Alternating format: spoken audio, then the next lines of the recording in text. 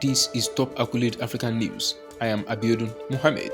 Germany does not see any indications that Morocco's decision to leave Berlin's earthquake aid offerings on the table is political, a foreign ministry spokesperson said on Monday. As Germany learned from deadly flooding in 2021 in the Ahr Valley, aid coordination is important during major disasters to ensure rescue workers do not impede each other, said the spokesperson. Germany is among several countries, notably France, that have said they stand ready to help if asked. Morocco's King Mohammed VI on Sunday thanked Spain, Qatar, the UK, and United Arab Emirates for sending aid after the country's deadliest earthquake in over 6 decades. State TV reported Morocco had assessed aid needs and considered the importance of coordinating relief efforts before accepting their help, it added.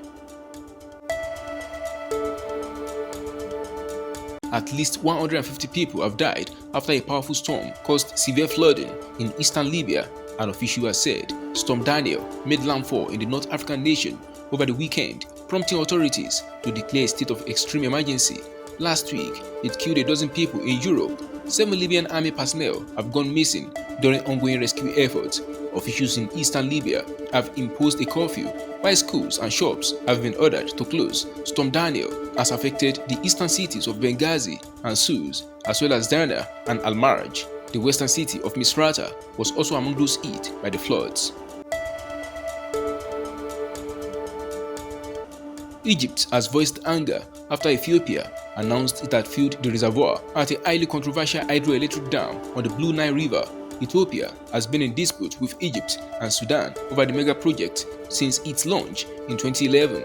Egypt relies on the Nile for nearly all its water needs. Egypt's foreign ministry said Ethiopia was disregarding the interests of the downstream countries. Ethiopia says the $4.2 billion dam would not cut their share of Nile water.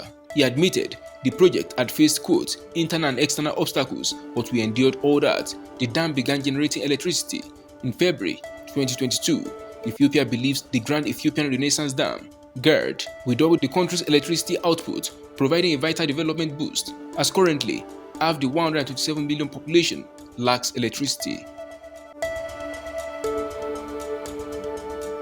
The eldest son of Eastern Libyan strongman Khalifa Haftar said on Monday he was open to a presidential bid, but cautioned that nationwide elections in the OPEC member could only occur if the country was stable and a new unified government was in place.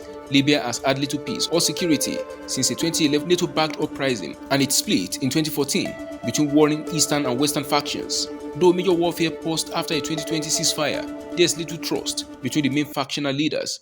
Many Libyans suspect their political leaders have little interest in a lasting settlement or elections that could oust them from positions of authority that they have held for years.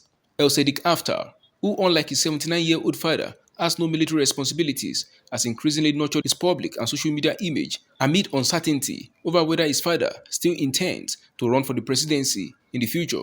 Speaking in an interview, El-Sadiq, 43, defended his family's role in the country and sought to portray himself as representing Libya's younger generation. That is the size of Top Accolade African News. You can follow us on our social media platforms as displayed on your screen. Happy New Week!